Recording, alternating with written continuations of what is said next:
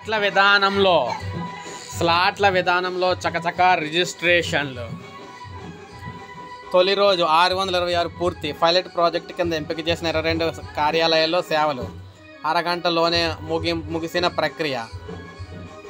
స్టాంపులు రిజిస్ట్రేషన్ల శాఖలో pilot project కింద అమలు చేసిన స్లాట్ విధానంలో చాలా వేగంగా రిజిస్ట్రేషన్లు చేశారు. సాధారణంగా దస్తావేజుల రిజిస్ట్రేషన్కు 1:30 నుంచి 3 గంటల వరకు సమయం తీసుకుంటూ ఉండగా కొత్త విధానంలో అరగంటలోపే రిజిస్ట్రేషన్ పూర్తయింది. కొన్ని చోట్ల 10 నిమిషాల వ్యవధిలోనే పూర్తి కావడం విశేషం.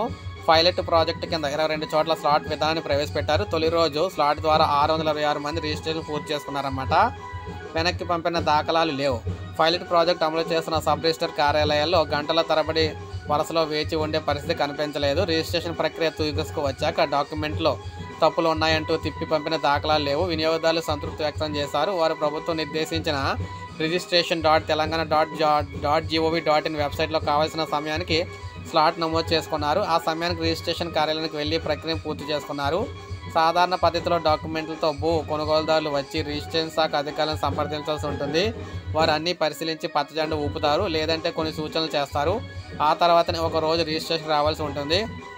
ఈ ప్రక్రియలో దళారు ప్రమేయం ఉంటుందని, కొన్ని కార్యాలయాలు సిబ్బంది అవినీతికి పాల్పడుతున్నారని ప్రభుత్వం గుర్తించింది. వాటిని అరికట్టేందుకే స్లాట్ విధానాన్ని ప్రవేశపెట్టిందన్నమాట. ఒక స్లాట్ రిజిస్ట్రేషన్ పరిధిలో రోజుకు 48 స్లాట్లు మాత్రమే అందుబాటులో అయితే ఉండడం అయితే జరుగుతూ ఉంటుందన్నమాట. సో అదేవిధంగా ఎక్కువ రిజిస్ట్రేషన్లు అయ్యే చోట సబ్ రిజిస్టర్లు ఎక్కువ సంఖ్యలో అందుబాటులో ఉంచి స్లాట్లు అయితే పెంచడం కూడా సంఖ్యను కూడా చేస్తారు.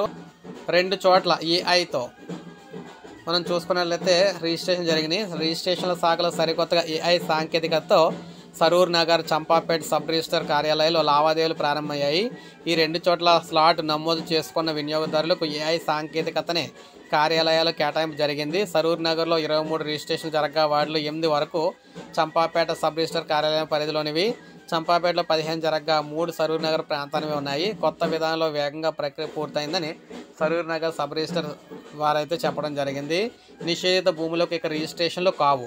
స్లాట్ విధానంలో రిజిస్ట్రేషన్ ప్రక్రియను అమల్లోకి తెచ్చిన సర్కారు ప్రభుత్వ భూములకు రిజిస్ట్రేషన్ కాకుండా పకడ్బందీ వ్యవస్థను ఏర్పాటు చేసింది.